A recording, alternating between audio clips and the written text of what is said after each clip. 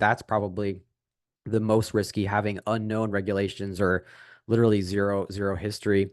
The next thing that we look at is the local government, and we know we keep bringing up politics, even though I said that I wasn't going to, but I think it's very important from a tax perspective. So we look at actually the local tax revenue that the governments are collecting, and we think about it from the percentage of their total revenue. So if I look at a market like Orlando or really Florida in general, the local economy depends so much on tourism.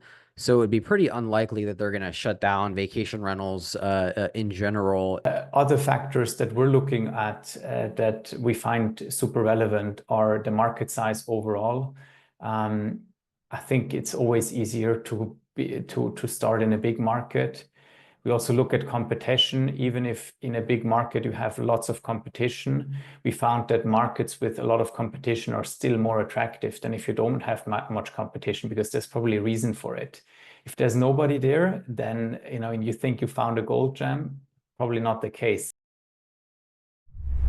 Welcome to RevLabs by PriceLabs.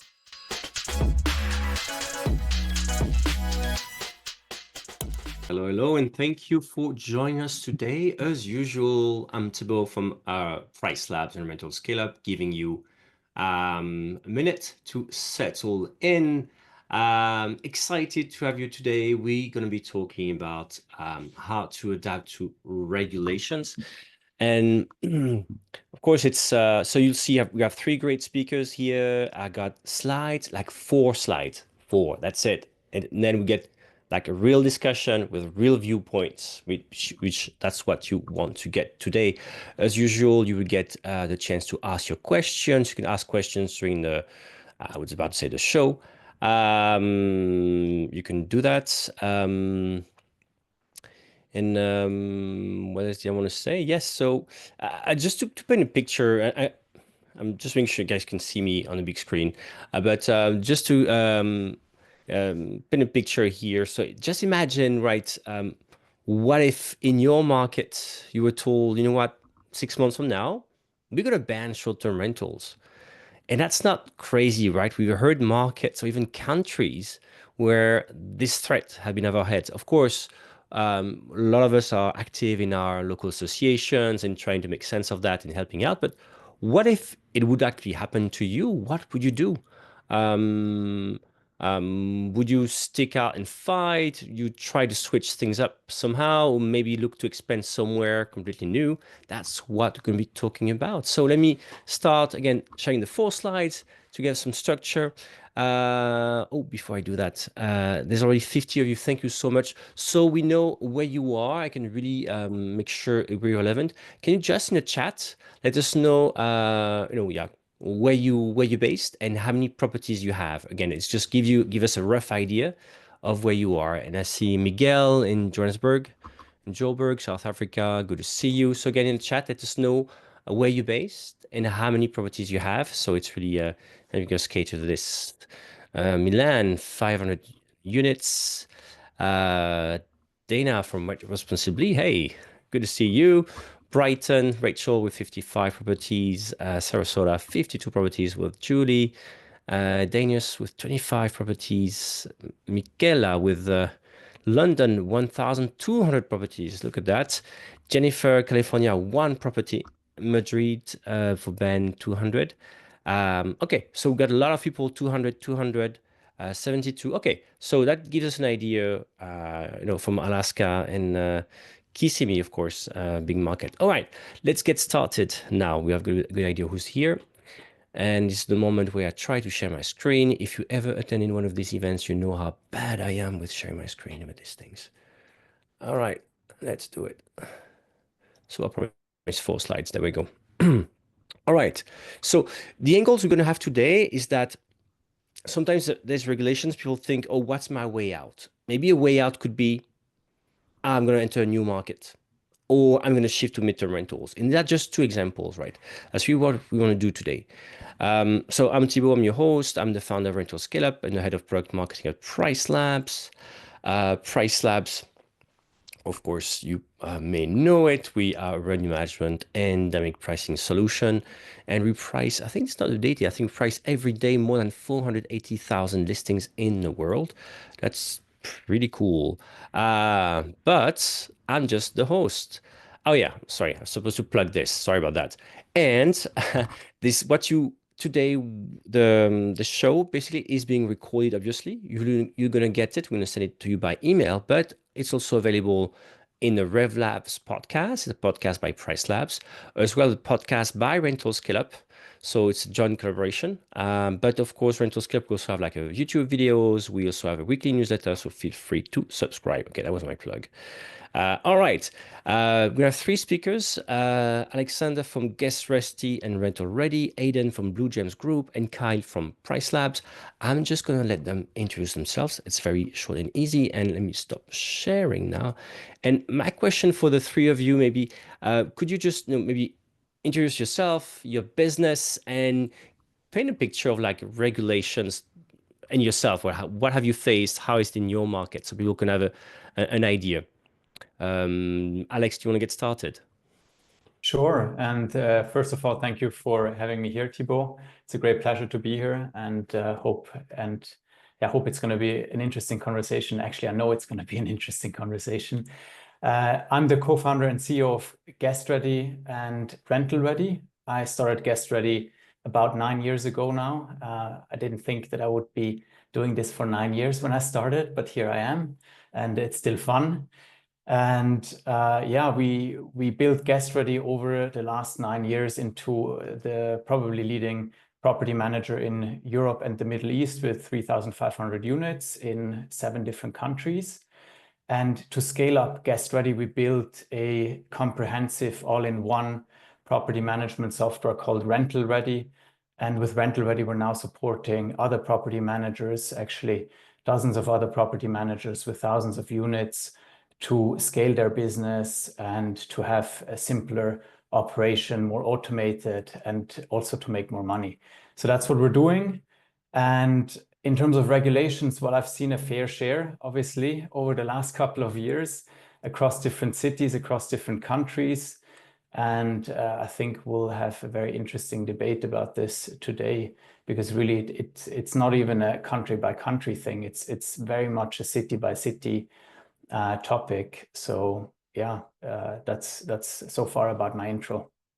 And as well, let's dive right into it, Alex. What have you seen in the markets? You guys obviously are across different markets. Just when we say regulations, what kind of things have you faced in your markets? Well, it's typically from ranging from introducing rental caps. So that's also not something that is new, but in London or Paris, you have rental caps of 90 days in London, Paris 120 days. In London, they apply to any rentals that are not C1 licensed, so any rentals that don't have a hotel license. In Paris, it's only for your primary residence, and then you can rent for 120 days, but secondary homes you can't rent for 120 days. Then there are other regulations that you need to keep in mind about the length of the stay. So what constitutes a short-term rental? In many markets, it's anything less than 30 days. In London, for example, it's anything less than 90 days. And then there's also specific short-term rental licensing requirements. For example, in Portugal or Spain or Dubai, you can get short-term rental licenses. And in London, for example, there isn't a specific short-term rental license that would work in London, but you'd need to get a hotel license to be fully available to do short-term rentals the year round. So there's a whole lot of different ways to cut and cut and shape the regulations. But that's a rough overview of what I've seen so far. Thanks a lot for this broad view. And again, you are such a big actor in Europe and Middle East. So it's you can see that's the imagination of regulators has no limit. Let's go to the US. Aidan, can you again introduce a bit your business and let us know what you've seen in the markets? Yeah, first off, thanks so much for having me. Happy Thursday to everyone. Good morning or good evening, depending on what time zone you're in. My name is Aidan Groll, co-founder, CFO of Blue Gems Management. I was crazy enough to get into this industry back in 2020, so right around COVID. In 2023, I quit my corporate accounting job to go full time with Blue Gems, or in 2023. We manage right around 140 properties. I think our portfolio is a little bit unique because we manage studios all the way up to 10, 11, 12 bedrooms. So, and pretty much everything in between. And then from a regulation standpoint, I think what's interesting is that we have a pretty diverse range from that perspective too. If you think about Disney, probably one of the most mature markets in the world, also the most saturated, most actual inventory count in terms of vacation rental homes, pretty much anywhere in the world. And so that market is very stable and been very attractive for us as we've been here for now 4 years and beyond. But we're in other markets like Miami and Tampa where we've basically seen the opposite to be true, where we've struggled with challenging neighbors and changing regulations, increased taxes. So I think we've kind of been able to be on both sides of the coin, markets that have been very, very favorable and those that have been very, very challenging. Thanks for that. And indeed, Disney is such a great market. Um, Um, Kyle, how about you? I mean, Kyle, obviously you're from PriceLabs, but you've had a life before Yes. PriceLabs, and at PriceLabs you also see a lot of different cases. So I'm just curious again.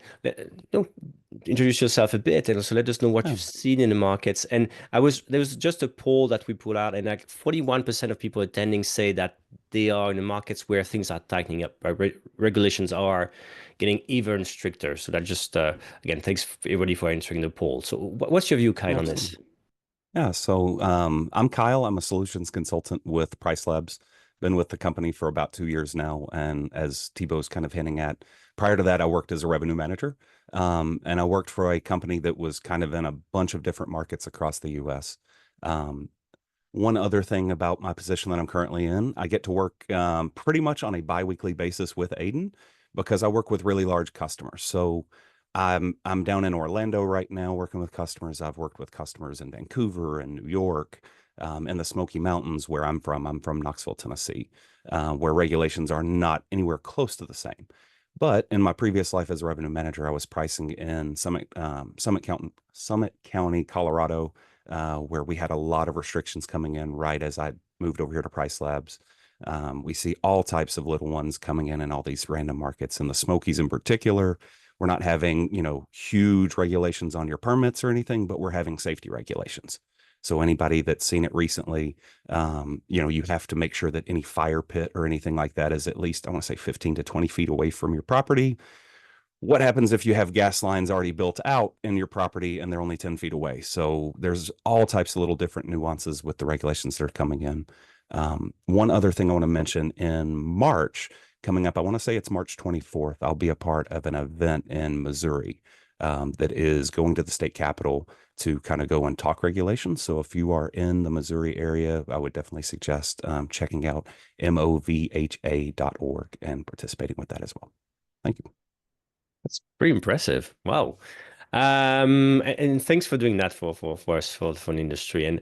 And again, we just heard we heard about Paris, London, Orlando, and fire pits and caps. It's so as you can see, well, it's wide array of things hitting us, but at the same time, hopefully now you get that we have three speakers who uh, have been facing these things and know a bit. So let's go into the first topic. So as we said, what we're trying to do for this session is to think, okay, if there's an actual short-term rental ban, what could I do? And I was thinking of two solutions, and one could be, for example, to change pivots. So before I do anything, how do I think through this, right? So imagine I got these big changes, and how do I even begin to think about it, to decide whether I should stay put, enter a new market, or pivot to midterm rentals, how to think through it. And Aidan, you want to get started?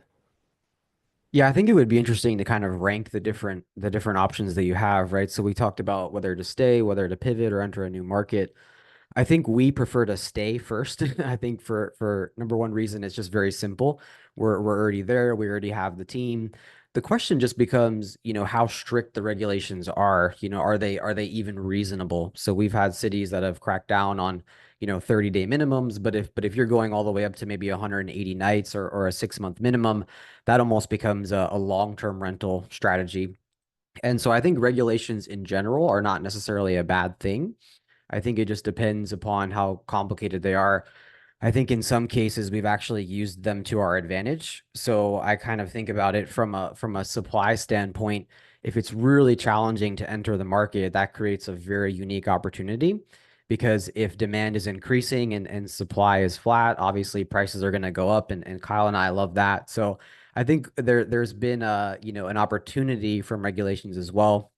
But really, and I don't want to get too political here. I think it comes down to, is the local government on your team or are they working against you? And I think if they're against you, that's probably a market that I would look to pivot from. And then in terms of entering new markets, we've had our fair share of doing that. And I'll just say it's very complicated and we try to avoid it at all costs. So prefer to stay depending upon the complexity. Then I think we would consider pivoting. And our last option would be, entering a new market entirely.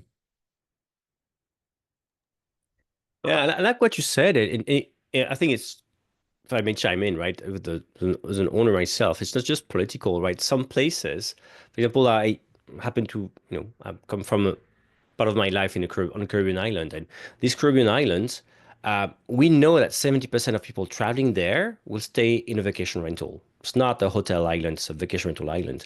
So we've been lucky in that sense that we know that this area depends from local government knows from tourism, and they know they depend from vacation rentals. So they're not going to ban it. They can regulate or something, right? But and in a way, we've been lucky that we started living in this area before all this, right? So sometimes it's just pure luck. Some conditions make it so that it's more favorable market. I would say that's a very good, interesting viewpoint. Um, Alex, how about you? I guess with the different, from a GuestReady, RentalReady, you've seen different viewpoints. And how do you, again, as I said, how do you even think about, okay, there's a ban happening. How do I think about what to do?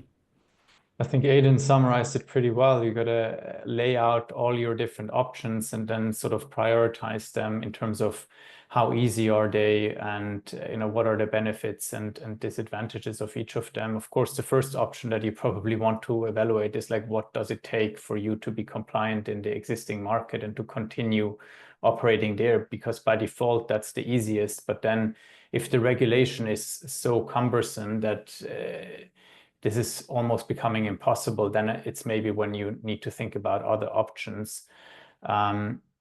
And yeah, in some markets, I think, Amsterdam, for example, we're not in Amsterdam, but I think Amsterdam or New York have been notoriously difficult. And I don't know if there are any very large scale operators there now, apart from hotel operators, right?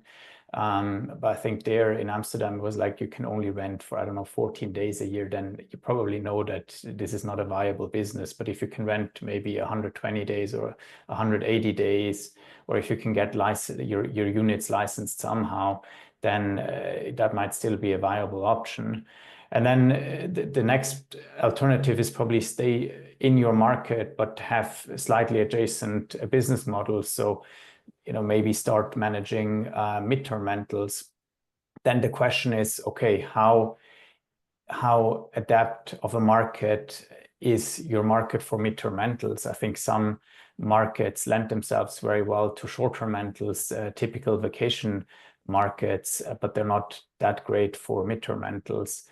But in other markets, for example, London, Paris, New York, or even Amsterdam, I think in those markets, you could have a reasonable midterm rental business because you have business travelers, people relocating, people looking for a place to stay for a couple of months all the time. So you can build probably a viable midterm rental business.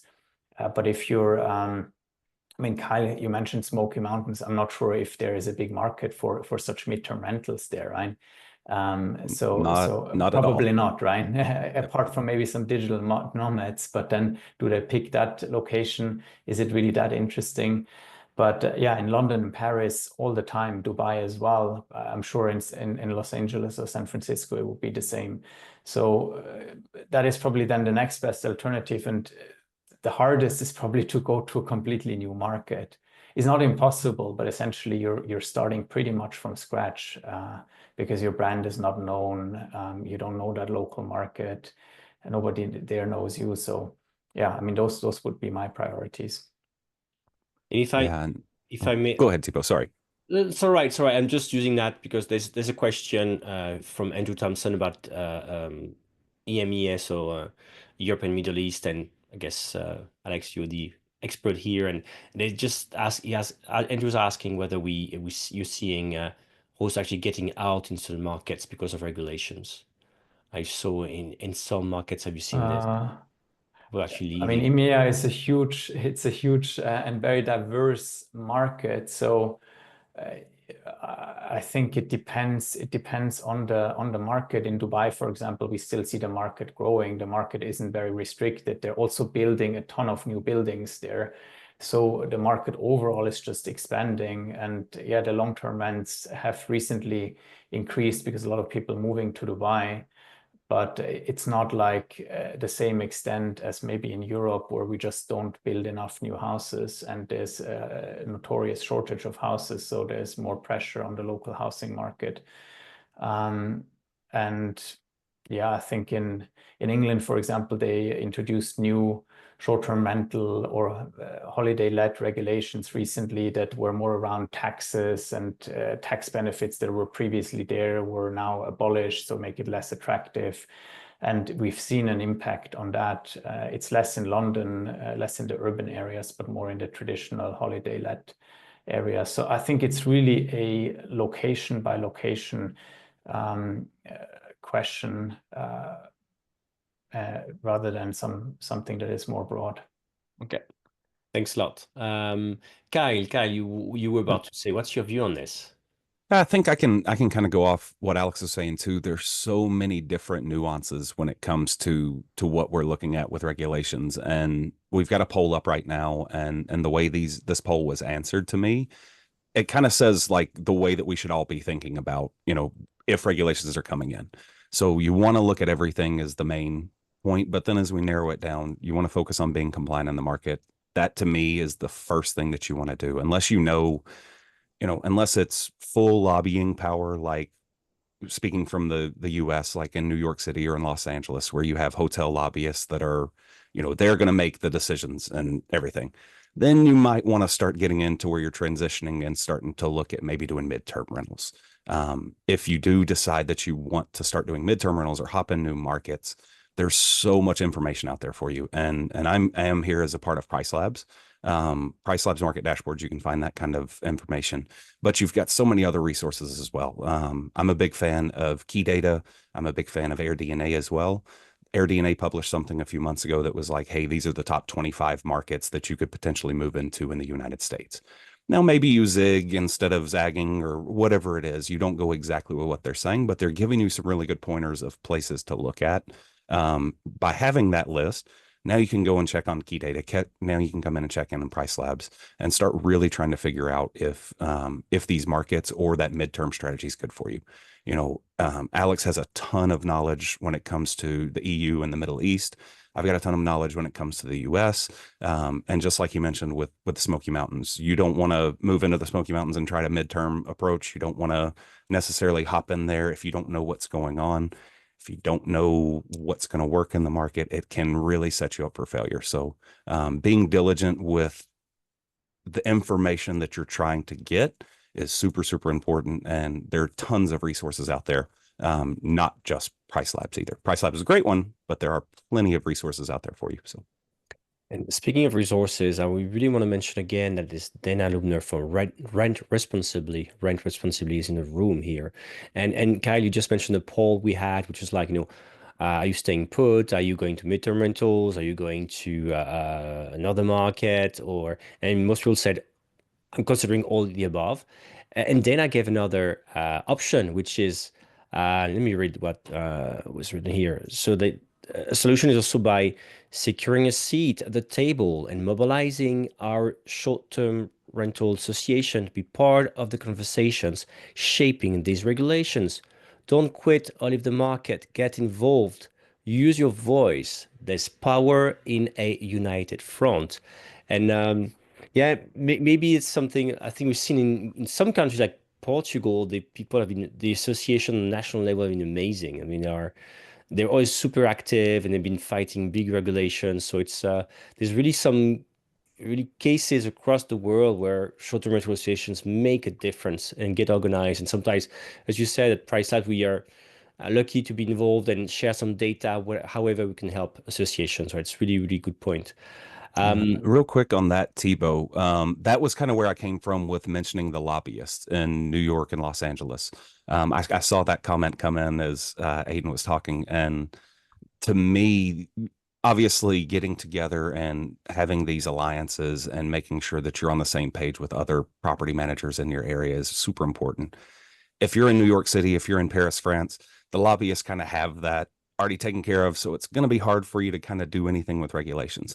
But if you're in somewhere like Jefferson City, Missouri, or you're down in Orlando, a few months ago, it's probably been 6 months now, Aidan and JB with Blue Gems had just a little get together where it was everybody in the area coming in, having dinner together, chit-chatting. Those people are now on the same page. Not that they're doing anything with regulations, but if something comes in that's going to impact their business negatively, now they have a bunch of people that are all thinking together and thinking alike and working towards the same goal. So I think advocacy is super, super important. And the less involved that your government is involved in the less involved the local government is, the better chance you have at making a really successful alliance and being able to, so to speak, have that seat at the table, in my opinion. All right. So let's go for it. So let's imagine that you decide that expanding to a new short-term rental market is the way to go, right? It's one of the options we had. So what are the absolute critical factors you need to assess before taking that leap? For example, what does that due diligence look like? And again, Aidan, you want to get started on this one? Yeah, I think a few things come to mind for us. The first is the history of the regulation. So I talked about Disney early on. The regulations have been here for 50 years, so helps me sleep at night knowing that there's been, very little change over that time period. So that's a huge factor. I think what a lot of people probably don't talk about is unknown regulation. So like if there is actually no history, that's very risky because we don't actually know what'll happen next week or next month or next year. So I think that's probably the most risky, having unknown regulations or literally zero history. The next thing that we look at is the local government, and we know we keep bringing up politics, even though I said that I wasn't going to, but I think it's very important from a tax perspective. So we look at actually the local tax revenue that the governments are collecting, and we think about it from the percentage of their total revenue. So if I look at a market like Orlando or really Florida in general, the local economy depends so much on tourism.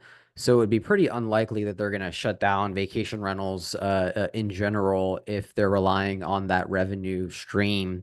And so we think about it from a local economy perspective as well. And then the last thing, which Kyle brought up already, I think, is the concentration of hotels versus vacation rentals. I would be a little bit scared to enter a market where hotels have a lot of power from a lobbyist perspective, or they have a lot of control over the local government because their pockets are a little bit deeper than ours. So I think as much as we want to fight for advocacy, I think I would be a little bit skeptical to enter a market. So going back to the Disney example, we kind of hit all three of those, right? We have a history of regulations.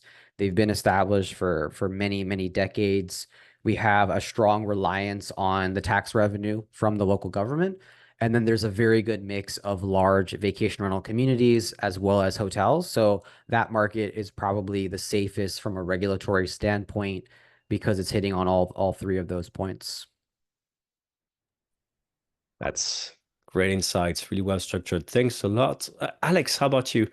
Entering a new market, you're in several markets. I just wonder, what would your advice be here? I think I can't really add anything to regulation anymore because Aidan summarized it super well. And especially like that you also put the point of how much does the government collect on tax, and also versus hotels, because I mean, we have people from Paris here, for example. In Paris, the hotel lobby is super strong. The government probably collects a lot of money from those hotels. So it's a bit difficult for short-term rentals. I guess the same might be the case in New York.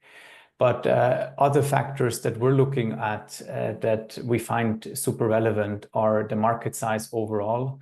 I think it's always easier to start in a big market. We also look at competition. Even if in a big market you have lots of competition, we found that markets with a lot of competition are still more attractive than if you don't have much competition, because there's probably a reason for it. If there's nobody there, then and you think you found a gold gem, probably not the case. Probably it's just very hard to operate there. It's also important to check market growth. I think PriceLabs or AirDNA or so on, they have data on this. What we also found really important is profitability. So how does your ADR, how does your length of stay look like, occupancy, how much you make per booking versus then the costs of servicing the booking. We found that, for example, Dubai is an interesting market because you have relatively high ADRs, relatively good length of stay, so good average booking value, but then you have relatively low costs of servicing for cleaning and turnover and so on. So that's something I would look at. And then seasonality as well. It's pretty difficult, from our opinion, to work in a market that is very seasonal. So we prefer non-seasonal markets. Then also, I think what is interesting to look at is how does the market fit to your current setup? This is mostly important if you're considering to expand even into a new country, right? But what is the language there? What is the time zone? What is the current currency, cultural differences? I think it's always easier to, of course, expand in your existing market into a new location there. In the US, for example, there are plenty of locations that you can go into, but if you're in a small country, maybe you're even considering entering a new country, and then those are factors that you should consider too. And Alex, you said setup and made me think, obviously, you guys at RentalReady also are PMS. So I'm just wondering, let's imagine I go from managing one market to two markets, right? What does that change in my tools, for example? How should I think through this as well? Yeah, very, very good point. You got to have a PMS that supports you on that multi-location journey. If you're just in one location, probably everybody in your team has access to all the information there. But if you're going to a new market, you probably want a PMS that allows you to have multiple different rules for each location, for different templates, for different automations, messages, and so on. You also want different rules for permissions, what people can see. The people from the new market probably shouldn't see all the data from your core market that you've been in before. So you want to be able to assign different roles, and you probably have an overall general manager that oversees everything. Maybe that's you, and they have permission to say everything. So these are important considerations. And then obviously, if you're in multi-currency, multi-language markets, then that is something that your PMS also has to be able to handle. And that's been something that for RentalReady was an absolute must from the get-go, because we've always been supporting different locations. Thanks. That's very practical. Love it. Thanks a lot. Kyle, how about you? On this question, like, I've decided to enter a new short-term rental market, how to go about it? Yeah, so I think I kind of hit on it a little bit earlier, talking about, like there are things out there that say, hey, these are opportunities for you. There's plenty of people that, Aidan may get on LinkedIn one day and be like, hey, Orlando's an opportunity, look for that. And, kind of follow along with what people are suggesting too. But once you've identified your market, go in and start looking at what's happened with supply recently. Another aspect that, and this is, I don't know why operational keeps coming in my head. I've thought that a lot during this podcast as we've talked. If you're getting in a new market, understand how it's going to impact you operationally. So like if you're down in Orlando right now and you have all the cleaners that you could potentially want, but if you move into a more rural market, it's going to be really hard to find cleaners. It's going to be hard to meet length of stay trends and all of that stuff. There's so many different little nuances and pieces that touch each other. So I would say get in there and first start with supply. The second most important metric to me would be average bookings per listing in the market. So if you look at that over the course of the next 30 days or the next 90 days, getting a firm understanding of how many bookings you could kind of expect. The other thing with me being a data geek, I want to get in and slice and dice the data a little bit more. So once I've identified, once I see supply, then I want to get in and really segment it even further and start looking more at the stuff that you want to pull off. So if if you're going to have certain amenities that you're going after, or if you're going to be going after certain, like I said, length of stays or pet friendly type stuff, look and see how that's going to impact you. And if you're going to be able to meet that bottom line that you're looking for. Kind of goes back to what Alex was saying about making sure that you're going to be able to cover all your bases with your operational costs. And Carlos, we have many PriceLabs customers, Indeed. watching listing this. So when you say, "Oh, I want to know about number of listings or pet friendly or not," which tools in PriceLabs should I look into? First question. Second one, a bit the same question as for Alex. Once I've decided to enter another market, how do I again set this up into PriceLabs so that I can make it run efficiently? Yeah. So real quick, Melanie put a really good comment in there about if you are getting into a new market, find a local person, like somebody that you can trust, or maybe another property manager that you trust. I think that's great advice. So thank you for putting that in there. In PriceLabs, if you want a really broad, quick view, you can go to our main page, which is hello.pricelabs.co. And we have what's called the World STR Index. So where you can go in and look at a full view of how large markets are performing. Now, you're not going to get the nitty gritty of it. Like you're not going to be able to see the difference between Kissimmee and Orlando, but you will see the overall view of Orlando. So that can help you get, that directional, like I was speaking with, just like you could get from looking at AirDNA's hot 2025 properties or whatever. And then once you get that in your mind, use market dashboards. There's so much information in there for you. You can find every detail of everything, what amenities work. I personally like to hop in there and build a comp set out that takes all of the lesser properties out of the picture. So I don't want to know what you're doing if you're a 4.1 star rating, or if you've got like 10 property or 10 reviews. I want the people that are established, see how they're performing. And I really want to be able to go in there and see, can I replicate their success, or how can I beat their success? And by going in there and drilling in on market dashboards, you can get some crazy good insights. Cool. And in terms of dynamic pricing, should I just then set up another group, or how do I segment this in a tool for this to work? Yeah, so like, and I assume what you're talking about is if we go in there and we build out these comp sets and we get some really, really great information. And that's one of the great things about PriceLabs. Once you build out these comp sets, you can take them and apply them inside of the dynamic pricing tool.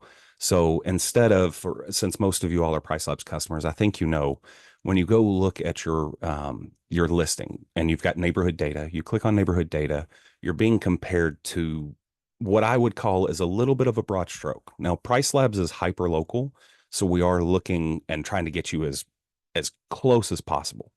But we don't necessarily at this time look at certain things like, hey, is this person 4.9 star or above? Hey, does this person have a hot tub? Hey, does this person allow pets? Once you build a comp set out that really matches that, then you can see what you can really achieve with it. And then you get to compare apples to apples. The number one, and I mentioned this before earlier, when you are looking at getting into a market, make sure that the occupancy trends are looking good. If you're seeing peak season is way behind, that's probably a trend. Yeah, booking windows could be slower, but that is probably an indicative trend of that overall market. So keep that in mind. Pay attention to how occupancy is looking, pay attention to your supply. And then again, that one metric I mentioned before, the average listings per booking in market. Again, you go into market dashboards and PriceLabs, it has the total number of listings, it has the total number of bookings over a period of time. If you want to do the math, you can divide it and get that number right there, or you can scroll down in market dashboards and that'll be presented for you in a graph as well. Thanks. So hopefully that gives everybody a kind of view on how to consider entering a new short-term rental market, whether there's regulations or not, the history, the occupancy, a lot of data, the setups in your PMS, is even possible. So that's really, really good questions. Now let's imagine my plan B or N at the same time. I don't know. You're gonna tell me whether I can do both at the same time. I have no clue. Entering the midterm rental market. So let's imagine, right?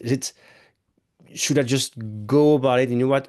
I've done short-term rentals. I can surely do midterm rentals.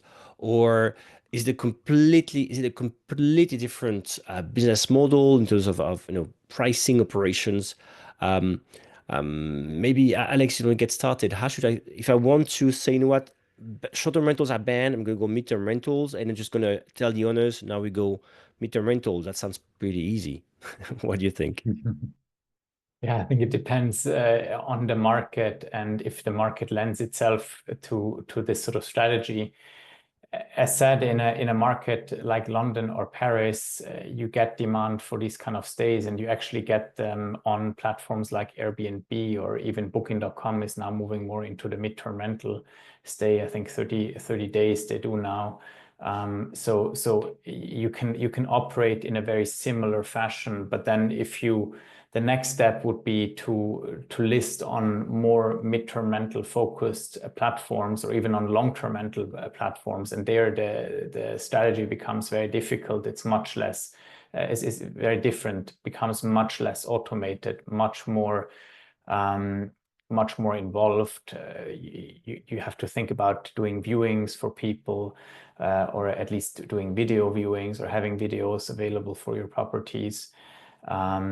So it depends a bit on the market, on the strategy, and yeah, I think in some markets it works well, and you can just adapt relatively easily. But in other markets where there isn't enough demand, this becomes a pretty big stretch, and then it's an uphill battle, really. So I'm not sure if then the next step would rather be just to do long-term rentals, but then we're again further away from our core business, and there are many agents that already do this. So I think if the market is good, it's a good alternative. If the market is not good, then I would just stay away from it.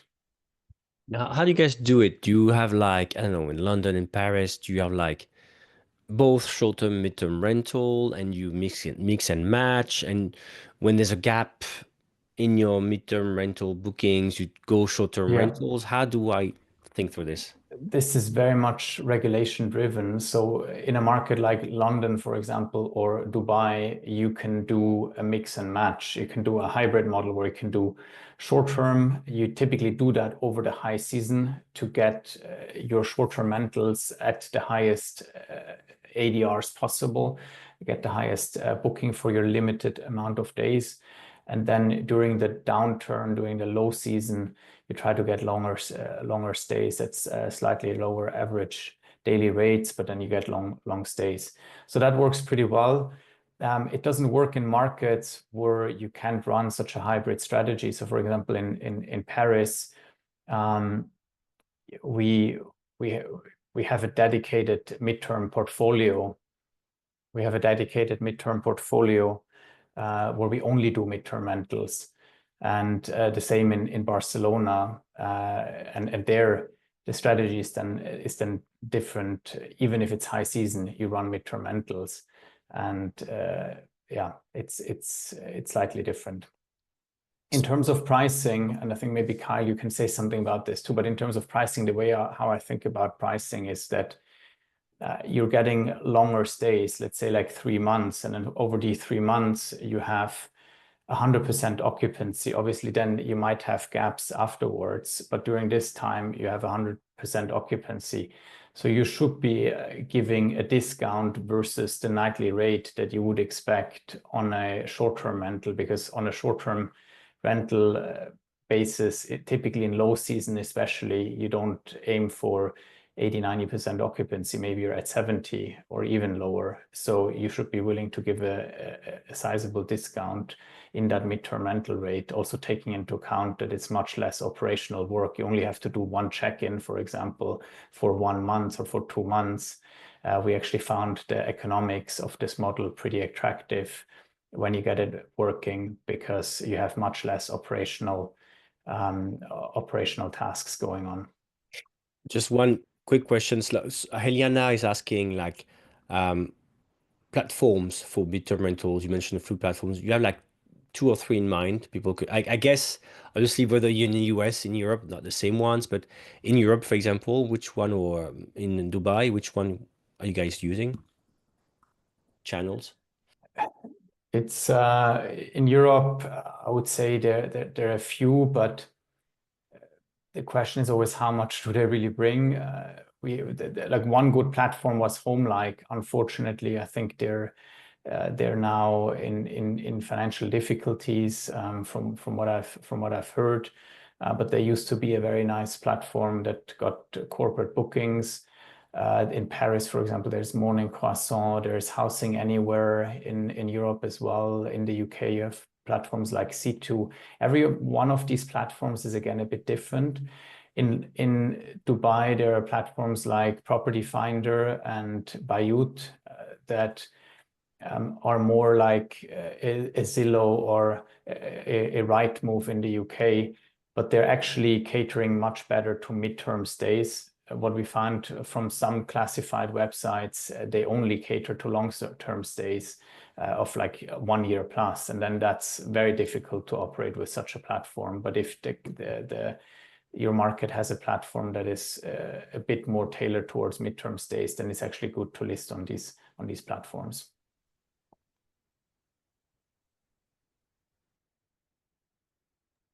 Thanks. Yeah, indeed. Aidan, on your side, what's your view on this? How would you enter midterm rental market? Maybe what's been your experience with it? Well, first, do everything that Alex said, and then second, I think I have a couple things to add. I think maybe unpopular opinion here, we haven't been the biggest fan of midterm rentals, only just because I feel like it's an entirely different business model. So I think if we phrase the question differently and we said, would you ever pivot to a long-term rental? Like everyone would kind of agree that that's entirely different. I think midterm rentals, the assumption is that they're similar. I think in our experience, we've had to use different marketing platforms, different distribution, different pricing strategy. I know Kyle will get into some of the more tactical things that you can do, but we have a very high occupancy strategy, and we found that the gaps between those longer term bookings, 30, 60, 90 days, have really hurt our annual revenue numbers. And so I just think that when you're talking about trying to leverage the same resources, meaning your cleaners, your team, your employees, your vendors, it's really a different process entirely. And I think our challenge has been, are we taking away from our short-term rental model by trying to do midterm rentals? Because it's really challenging to be good at both. I think if I could pick, I would rather go all in on one of them, because I would be scared that I become average at both if I'm trying to have too many different strategies. Now, of course, to Alex's point, there's some markets where naturally it'll work, and I think a hybrid strategy is great.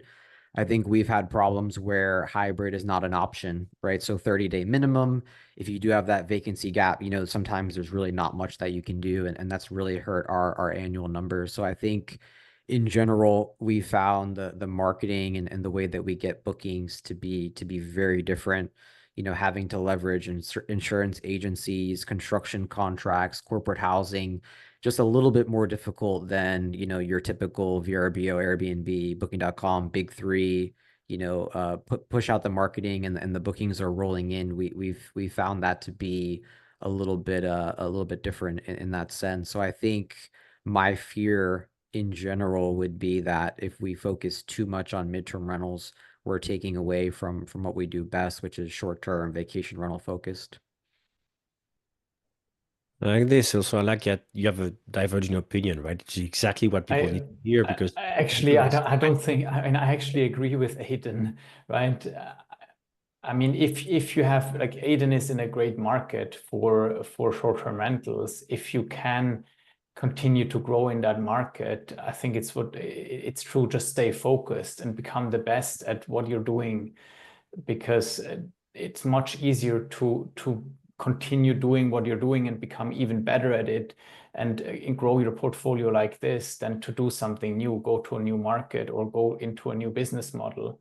But I think sometimes you're just forced, right? You're not dealt the most favorable hand, and then you just have to react. And this can be a way to react to such a unfavorable regulatory change, for example.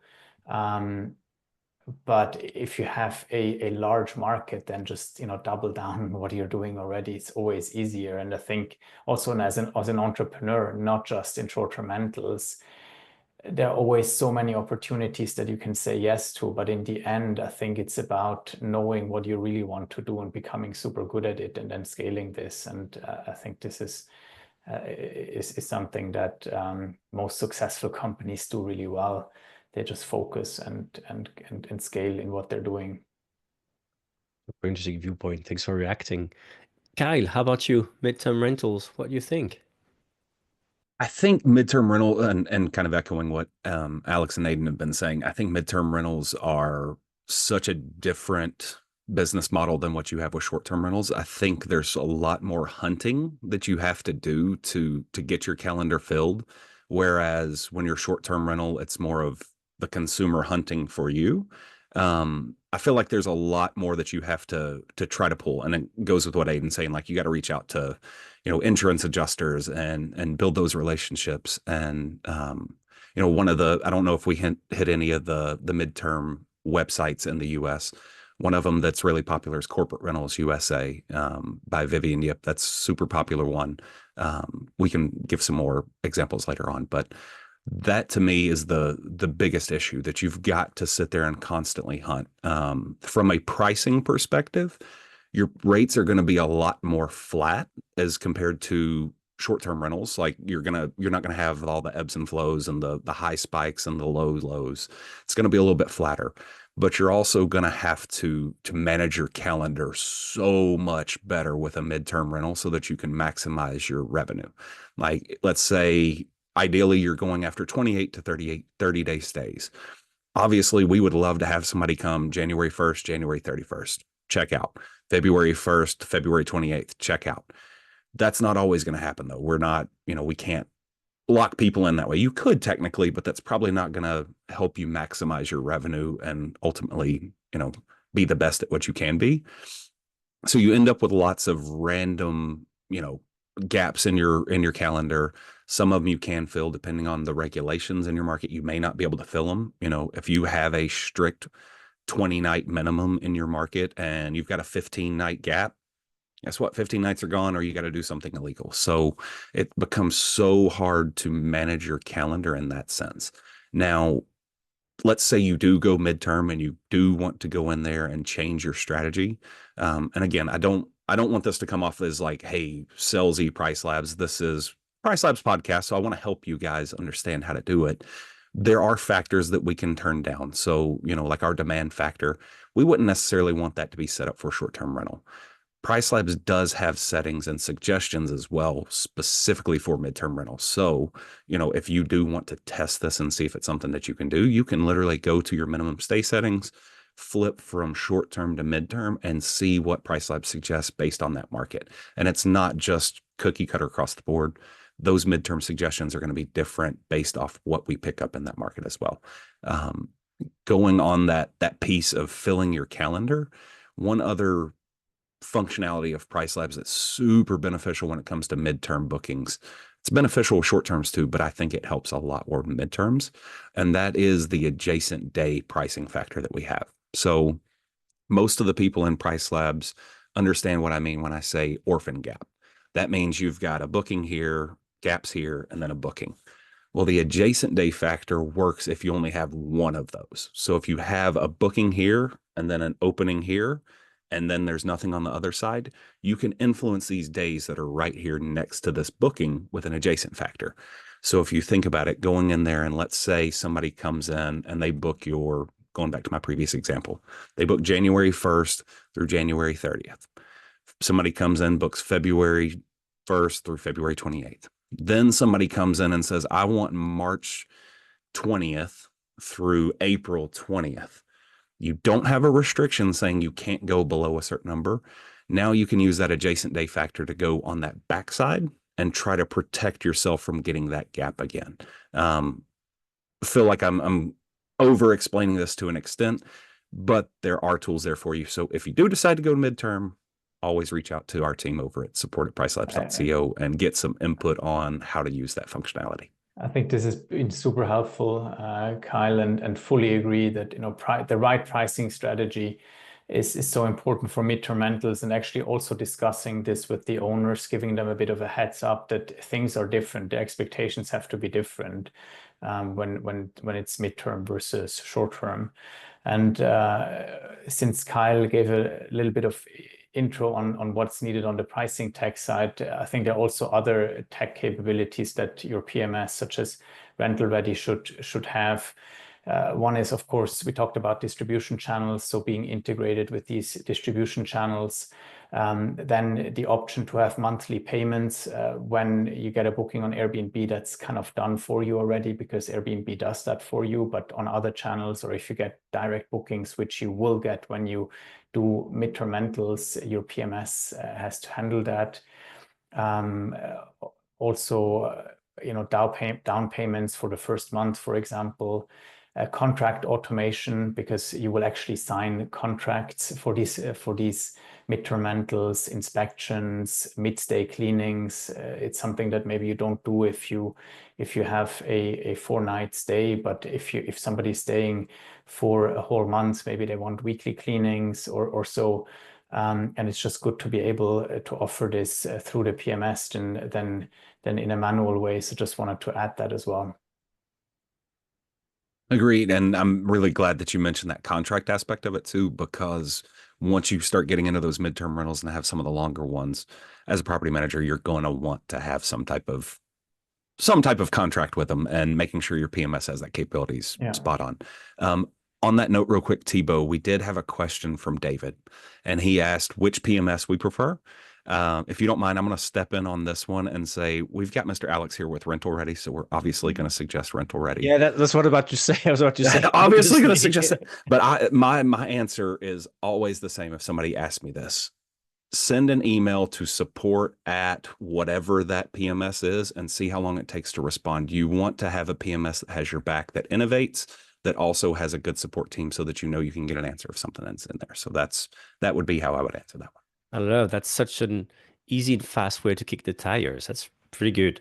All right. We have like 4 minutes, so just maybe before I let you I explain to people how to connect with each of you. What's maybe the one last piece of advice, like maybe like one thing's not to do, what a pitfall when thinking about all this? We talk about all things to do. One thing, something not to do, maybe one pitfall when thinking about it, kind of strategy that you've seen or to do it. Aidan, what would come to your mind? Yeah, I think maybe understanding the different layers of regulations. I know in the US there's quite a few, and I think a lot of people, they may understand, at a state level, there's really not too many to keep track of. Thankfully, you get into county regulations in the US, then you get into municipality or your local town. And then a lot of people forget about the HOA. And I've heard horror stories around this topic where people buy a property and the HOA just has really total control over your asset and thus your business. And I think that becomes very dangerous, very risky. There might be an equivalent regulation in Europe, which I'm sure Alex will talk about. And I think the problem there is there's really no oversight or really process and how these rules get voted in. You have a board of maybe directors, and they decide one day that short-term rental should become illegal. So I think we've been very fortunate to have very good HOAs in the Disney market, but I would be very, very careful of whether it is an HOA, a building, any regulatory authority that just has too much power with a very loosely defined process on how those regulations can change, I would be very mindful when buying a property that fits that criteria. Cool. And just to sake of time, Aidan, if people want to know more about you and contact you, what's the best way to reach out? Yep, you can reach out at LinkedIn, just my first and last name, Aidan Groll, AIDAN GROLL. Fantastic. Thanks a lot. Alex, how about you? I would say specifically it's about how to avoid pitfalls when expanding or pivoting, right? And I think sometimes when something unexpected happens, like a new regulatory change is about to be launched, or another threat is looming there over your business. It's tough as an entrepreneur, as somebody that leads a business. It's a small business, but maybe you have employees, or it's just your family depends on it, other families depend on it. And maybe at that moment it's a bit hard to keep a calm head, but I would just say take your time, don't rush into something, because if you pivot the business or if you enter a new market, that's going to be a big step. And just rushing into it, I mean, Aidan said it, you really don't want to do that. You want to understand the regulations in depth of a new market, but you also really want to understand other things of that new market. And if you're pivoting into another business model, then really do your research, really understand all the complexities of that, and then give it a try. But make a plan. And I think what just doesn't really work very much is like dipping your toes a bit and just seeing if it works, because there are other businesses that do it professionally, and competing with them, if you're just dipping your toe into a new market or into a new business model, it's probably not going to work out. So don't lose your head, stay calm, and make a good plan. That's my advice. And you can find me also on LinkedIn, or you can reach me on my first name dot last name at rentalready.com, or also on GuestReady. Thank you. Thanks, Alex. And Kyle. I'll wrap it up real quick. What I would say is your competitors in your market are your competitors for homeowners. They're not your competitors when it comes to the big picture in your market. So as long as you don't have a terrible relationship with somebody that stole a bunch of homeowners or whatever, if you're in a smaller market that doesn't have a ton of regulations, get together with people, try to go grab some dinner and start planning ahead, and try to get something in mind for if those meetings and regulations come in, you all have a team that can go and start, kind of working together. So appreciate you all very much for joining us. You can find me on LinkedIn as well. I just deleted all the rest of my social media because all the crazy stuff that's been showing on there, so it's gone. But LinkedIn, Kyle Driskell, with a couple of up, down, and up, down arrows. So appreciate y'all very much. So no more TikTok videos of you dancing, Kyle. I'm very sad for that. Never had a TikTok. All right. Want to take a moment to thank all of you, Aidan, Kyle, Alex, for being here today. Really appreciate it. And there's very good words. Thank you for the nice words in the comments about the quality of this panel. I think we covered very good basis. And you get the recording. We'll turn this into a takeaway article, so you have time to think through this. I want to mention quickly as well Snigdha and Yuvika, who also organized it, as well as Sorab. Again, that's you probably going to be listening, watching this all through RevLabs podcast and the Rentals Club podcast. Once again, thank you so much. Subscribe to the podcast, listen to us, you'll find us. And on Monday, Yuvika tells me you'll be getting the email with all the information and the links we mentioned. All right. Thank you so much, everyone. Take care of yourselves, your family, your loved ones, and see you soon. Cheers. Thank you all. Thanks so much. Bye-bye.